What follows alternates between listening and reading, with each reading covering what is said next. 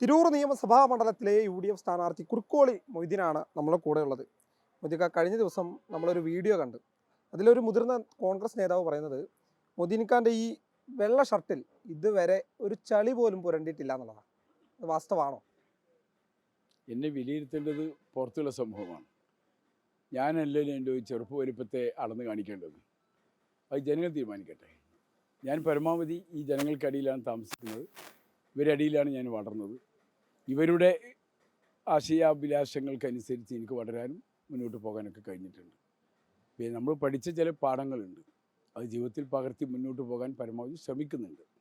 മറ്റൊന്ന്, ഈ എന്തൊക്കെയാണ് നിലവിലെ ഇപ്പോൾ അടുത്തിരിക്കുകയാണ് തെരഞ്ഞെടുപ്പിലേക്ക്, പ്രതീക്ഷകൾ എന്തൊക്കെയാണ് ജനങ്ങളിൽ നിന്ന് ലഭിക്കുന്ന അഭിപ്രായങ്ങൾ? ജനങ്ങൾ വളരെ ആവേശത്തോടു കൂടിയാണ് ഈ തെരഞ്ഞെടുപ്പിനെ കാണുന്നത്. നല്ല പൊരി വെയിലാണ് ഇപ്പോഴും. പക്ഷേ ഈ പൊരി വെയിലത്തും ഞങ്ങളുടെ പ്രവർത്തകന്മാർ വളരെ സജീവമായി രംഗത്ത് ഇറങ്ങിയിരിക്കുകയാണ്. കേരളത്തിൽ 10 വർഷമായി തുടരുന്ന ഈ ദുരിതപൂർണമായൊരു ജീവിത സാഹചര്യമുണ്ട്. ഈ ദുർഭരണം ജനങ്ങൾ അത്രമാത്രം കഷ്ടപ്പെടുത്തി. അതിൽ നിന്നൊരു മോചനം അവർ ആഗ്രഹിക്കുന്നുണ്ട്.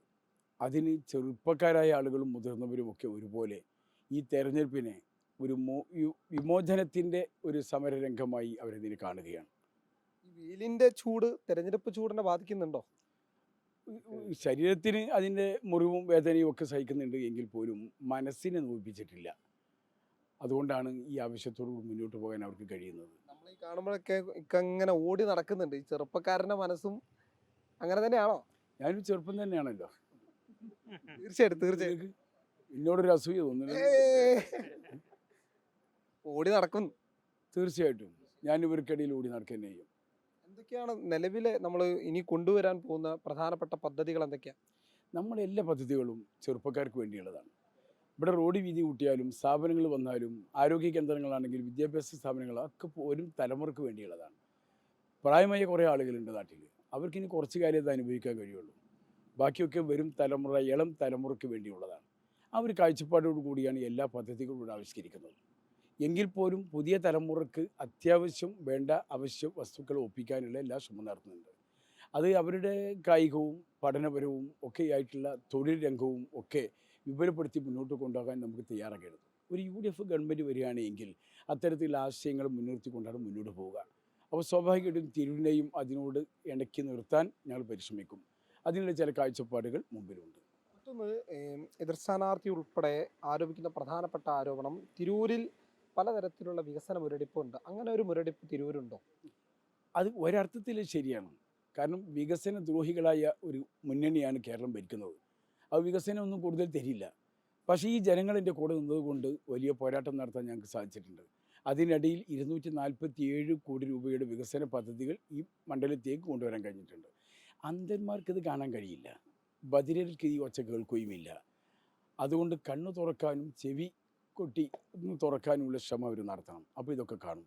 ഈ മുനിസിപ്പാലിറ്റിയിലടക്കം 50 കോടിയിലേറെ രൂപയുടെ പദ്ധതികൾ കൊണ്ടുവരാൻ ഞങ്ങൾക്ക് സാധിച്ചിട്ടുണ്ട്. ഈ മുനിസിപ്പാലിറ്റിക്കകത്ത് എന്തെങ്കിലും വരാതിരുന്നിട്ടുണ്ട് എങ്കിൽ അത് സർക്കാർ തടഞ്ഞതുകൊണ്ടാണ്, സർക്കാർ പണം അനുവദിക്കാത്തതുകൊണ്ടാണ്.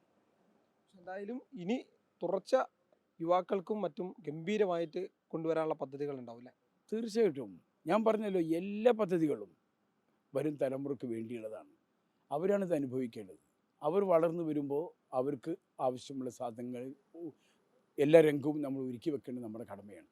എത്രമാത്രം കുട്ടികളെ പുറത്ത് ഈ മണ്ഡലത്തിൽ നിന്ന് പുറത്തു പോയി പഠിക്കുന്നത്, തൊഴിലന്വേഷിച്ച് പോവുകയില്ല നമ്മൾ ആളുകൾ. അവരുടെ മനുഷ്യ വിഭവശേഷിയൊക്കെ പുറത്തേക്ക് പോവുകയാണ്. അതൊക്കെ ഈ രാജ്യത്ത് ഇവിടെ തന്നെ കേന്ദ്രീകരിപ്പിക്കുകയാണെങ്കിൽ നമ്മുടെ രാജ്യം എവിടെ എത്തും?